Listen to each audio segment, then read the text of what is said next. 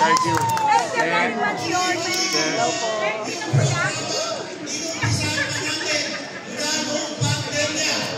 Si Babin. Apa nandito?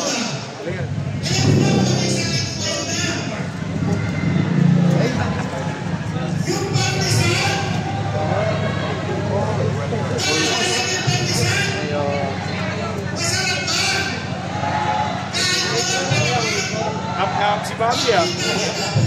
Oh, sila.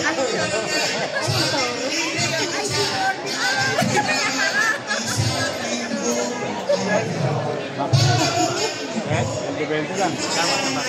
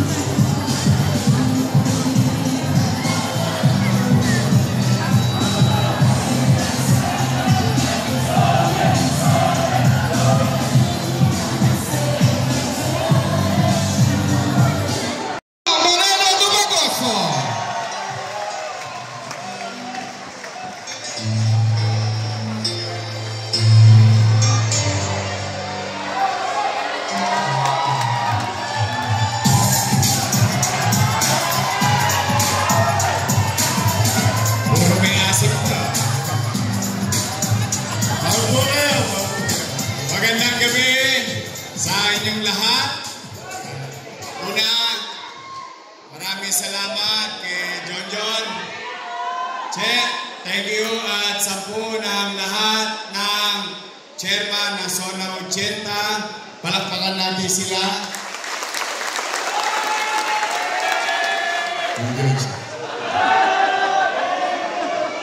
Ngayon na ako naka-experience, yung chairman gumastos pa para sa kandidatong mayor at vice mayor. Bihira yun. Ako naman, nagpapasalamat din sa mga kagawad na nandito, Secretary Treasurer, I love you. Secretary Treasurer, XO, Tanod, Lupon, at lahat ng may asim pa. Sa mga minamahal kong mga lolo't lola, I love you. Alam nyo, ito sa mga hindi pa senior citizen, yung mga matatanda, talagang pinilit ko na iparamdam sa kanila ang pagmamahal, paglingon, at pagkalinga ng pamahalang lungsod ng Maynila sa panahon ko. Doon man lamang masuklian yung lahat ng hirap sa buhay na kahit konti na lang ang birthday nila, maramdaman nila nagkaroon ng gobyernong mahal sila sa lungsod ng Maynila. In fact, marami itong mga nagdaang linggo, 2 buwan na mahigit, simula nung pumasok ang Enero, tuwing nakikita ko ng matanda, hinahanapan ako ng birthday cake. Wala na daw yung cake nyo. Meron akong nalaman, para pa tayong pinapipili. May nagsabi, anong gusto nyo? Cake o cash? Sabi ko naman, it's not about the money. The cake being given to our elders is showcasing ourselves as a government that naalala namin kayo. May mahipan man lang kayo. Hindi naman lahat ng senior may pera. Pero yung may isang bata sa Loton at sa loob ng Iskinita, sa Zona 80, sa kasuluk-sulukan, maramdaman niya ay naalala ng gobyerno ang birthday ko. Yung pera, madaling kitain, madaling mawala. But it is the act itself, yung aksyon, yun ang pagbibigay ng pagpapalaga. Ngayon maghahalalan, siyempre tatanungin mo tao, cake o cash? Sagot ng tao, siyempre cash. Ako naman, ako, yung cash, madaling gawa ng paraan. Pero yung cake, ine-effort. Mas madaling ibigay ang cash. Pero yung cake, makikita mo yung pagpapahalaga. Kaya po, mga lolo't lola ko, pumanatag kayo. Kaya awa Diyos, nakabalik tayo. Gagandaan pa natin yung cake. O tapos, nabalitaan ko, tinaasan na daw. Wow! Paldo! Kala ko ba walang pera? Kala ko ba marami tayong utang? Pero ngayon halalan, umaarya ang pera ng gobyerno. Pero pag pumunta ka sa health center,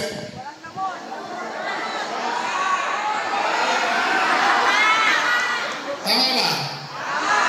Nakikita niyo yung logic? Talagang ginagamit nila yung salapi bilang isang uri na para kalawitin ang mamamayan. Eh, sagot naman ng mga ibang matanda, mga senior citizen, hindi mo kami matutulong, guys. Lang days. Gusto nyo palang gawin 1,000, eh sana nung pag-upo nyo palang, ginawa nyo ng 1,000. Tama ba? Samantalang yung ipinagpapakasakit, yung sakit ng loob ng isang matanda dahil hindi na siya butante, hindi na siya binigyan ng pensyon. Yung may sakit, hindi na rin binigyan ng pensyon. Pero ngayon, naku Diyos ko, kaya ngayon, ako naman, panatag naman ang loob ko. Panatag naman ang loob ko. Picture tayo mamaya. Tabi mo din sa gilid. Panatag naman ang loob ko dahil ang taga Maynila matatalino. O basta, pag nagbigay, sayang din yun. Lamang tiyan din yun. Pero ako naman, ipagpapaalala ko lang sa inyo. Hanggang ngayon, pwede pa. Hanggang bukas, pwede pa. Hanggang 27, pwede pa. Pero taga 28, ang payo ko sa inyo, help us. Stay vigilant. Kapag may mga kandidato, nag-aabot na ng tsape, o pizza, bigas, dilata, i-report ninyo sa Commission on Election nang masampulan sila. Ibalik ninyo, huwag niyong ibigay. Kunin niyo yung dignidad ng pagiging batang Maynila. Maaari kang kailanganin natin ang salapi. Wala namang tatanggi. Sino ayaw ng pera rito? Taas sa kamay. Kita nyo? Sino gusto ng pera? Kasi kailangan. Tama mali? Ngayon, tanggap lang ng tanggap. Pero pagdating ng 28, 29, at 30, hanggang sa dulo, tulungan nyo kami. Kami susunod. Susunod kami sa tagubilin at alituntunin ng Commission on Election. Kasi napapansin ko ang mga politiko namimihasa na ipinagkakalandakan yung pera ng taong bayan ginagamit sa halalan. Nung araw, kinukubli yan eh. Nagkakanyanggahan pa naman ng araw, balot-balot, simple. Ngayon, ano na? Lantaran na. Napanood ko yung isang video, pero hindi sa syudad natin to. Tuwan-tuwa ako doon sa isang matanda. Tumayo siya. Ginagawa nyo kami timawa eh. Hindi naman namin kailangan ng pera. Gusto namin mapakinggan kung ano ang gagawin ninyo sa amin. Nagulat ako. Sa kalagitnaan ng committee. So, sa atin, kung nagawa yun sa ibang bayan, tingin ko naman, kaya rin gawin yun sa lungsod ng Maynila. Basta umasa kayo, may awaan Diyos. Siguro naman, kung na kailangan mangako dito ng aking mga gagawin. Kumbaga sa dividendaso, lumabas tayo. May prueba na. Basta ito ha. Una, yung mga nasimulan ko, pabahay. Nakita niyo dyan sa yung Pedro Hill Residence. Natayo. Nagagamit ng tao. Yung pera, inutang ko. Yung pinapagawa, inutang ko. Kasalanan ko yung utang. Pero nung cutting ribbon, sila daw may gawa. Basta lahat ng pabahay, ospital, pagaganahin ko yung binili natin. Pera nyo yun, hindi ko naman pera yun eh. Alam nyo bang may MRI machine tayo? May MRI machine tayo. Pero yung MRI, hindi ko alam kung ano. Pero yung Kita ninyo? Pinaka maliwanag na reaksyon. Yung wala kayong ka-idea-idea, meron tayong MRI machine, may CT scan machine, 4D, yung ultrasound, di 3D, 4D, yung ating sa mga babae, yung mammogram. Kasi pag umidad tasikwent ka na mataas, kailangan regular ka na nag-mammogram. Lahat yun, nasa ospital ng Maynila. Ano doon? Hindi po pwedeng ikubli. Binili yun ng pera ninyo eh. So anong punto ko? Pagaganahin ko yun. Papatakwin natin na mapakinabangan ng tao. So, bahay, eskwelahan, ospital, trabaho. Yung apat o what you call minimum basic needs. Katabi nun, anay ko, mga tatay ko, ate, kuya, mga batang Maynila na nakikinig dito, pumanatag kayo.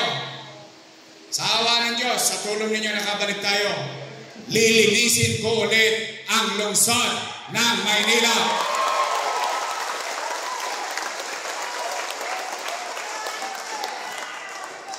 Pangalawa, kasi nangadugyot tayo ngayon eh. Hindi, totoo lang. O for example, yung truck nila, makakapasok ba dito sa Anak Bayan? Ano gagawin ng utaw? Bit, talabas tama mali. Anyway, basta lilinisin ko ulit ang lungsod ng Maynila. Pangalawa, shout out sa mga tanod. Mga EXO, nagkalat na naman ang tulongis ngayon, ano? Limasik na naman ang solving boy. Hold up, snatching. Gabi, madaling araw, umaga, wala nang pinipili yung mga kriminal na yan. Wala namang magawa yung tanod. Pag nahuli ng tanod, dadali sa barangay, ipamimedical. Problema doon sa medical sa ospital, kailangan daw naka-schedule. So, ibig sabihin, kailangan naka-schedule din ang huli natin. Di sabihin natin sa mga pagnanakaw, schedule mo pagnanakaw mo, ha? Tama ba? Kaya kung bakit, minsan, nawawala ng gana yung ating mga pulis, yung ating mga tanod, bakit? RFI. Release for further investigation. Hindi mo naman mahuyo sa barangay. May oras lang. Tama mali? Baka mabalikan ka pa. Ngayon, mga tanod, EXO, at yung mga duty kagawad, kasi di ba may day duty, pumanatag kayo, ibabalik ko sa inyo ang gobyerno sa umaga, sa tanghali, sa hapon, sa gabi, hanggang madaling araw, may gobyerno ulit sa lungsod ng Maynila. Ibabalik natin ang kapanatagan ng pamumuhay sa lungsod. Ibabalik natin na yung pangamba ninyo, na baka yung anak ninyo, ma-hold up, ma-snatch, wala pa, gabi na, hindi kayo makatulog. Ibabalik ko sa inyo ang kapanatagan habang natutulog kayo sa peligro de ora. Alam ninyo, tipan ninyo, si Yorme, nag-iikot pa, may gobyerno pa sa lungsod ng Maynila.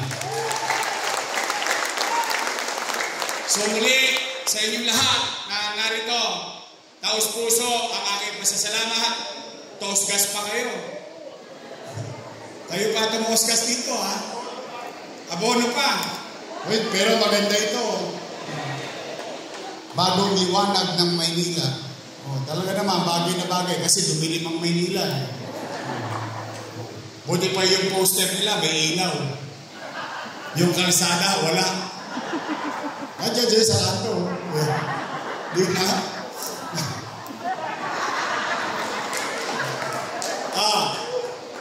Sino ba yung mga taga-Ilog? Malapit sa Arellano. Sira yung tulay ninyo.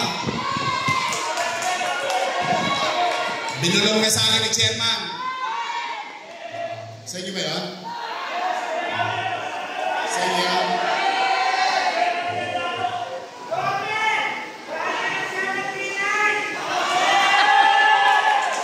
Pumanatag kayo. Nangako na ako kay Chairman.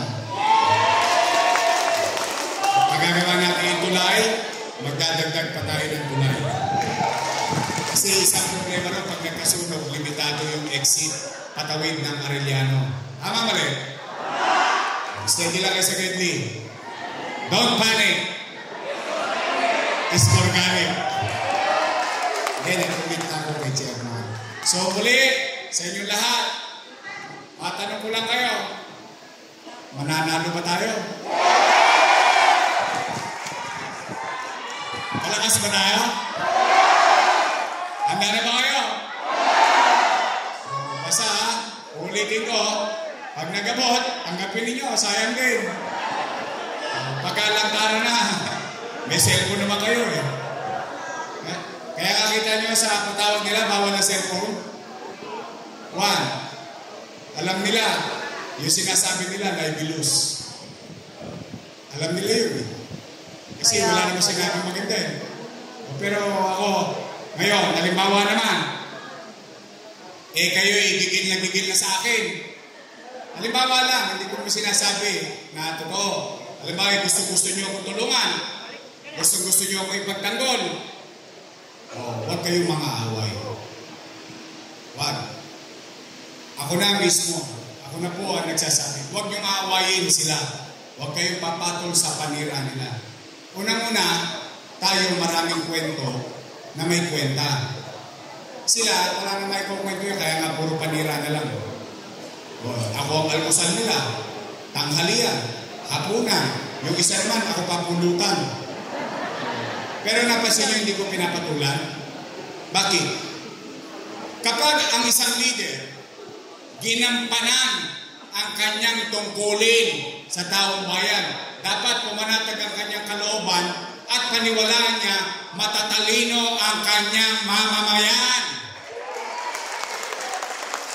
Kaya ako, huwag kayong mag-aaway ha. Huwag kayong makikipag-aaway. Why? I don't want to live a city who is divided. Ayoko Una muna, hindi nyo naman laban yun. Laban lang ng mga politiko yun. Tama mali?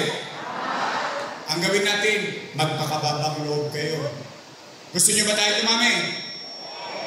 Pahabain ninyo ang kamay ninyo. Yakapin natin ang kaya nating yakapin. Hindi tayo papatol sa mga panira nila. Ang sasabihin natin, ano ang ginawa natin at ano ang gagawin natin. At hahayaan natin na ang taong bayan magdesisyon, mamili, lalo na pagdating ng araw ng paghuhukom. So muli, maraming salamat. Taos puso, ang aking pasalamat, kami ni Chi at ang Your Miss Choice at ni Amado Bagaching. Namimiss nyo na ba ang kabaka? Survey lang. Walang tamang sagot, walang maling sagot. Taas nga kamay na naservisyoan ng kabaka rin. Sana nakita ito ni Amado. So anyway, ibalik natin ang kabaka ng ating mga kusihan. Be, I love you. Straight, Your Miss Choice, tayo lahat. Okay, muli, maraming salamat sa inyo. Pagpalain nawa kayo ng buong may kapal. At syempre, ako'y nagpakara. Kailangan magtong. Mainit humiga. Sige, may raffle daw kayo. Ipagpapasisyahan nyo na. Wala naman ako sa pwesto. Pero para lahat, maraming manalo. Iniisip ko, 2 tasik kwent. Kaya lang, ang dami nyo eh. Di, baka maka-hold up pa yung mananalo eh. Tama mali? Ang gawin na lang natin, para masaya lahat, maraming chances of winning, dahil ang inyong mga chairman, maraming hinandang regalo, parapol para sa inyo. Gagawin natin 50 tig 2,000. Pwede? Mas maraming sasang may manalo. So mag-ingat kayo. Pagpalain nawa kayo ng buong Megaban. Manila! God first. Thank you. Ayan, maraming salamat po. Your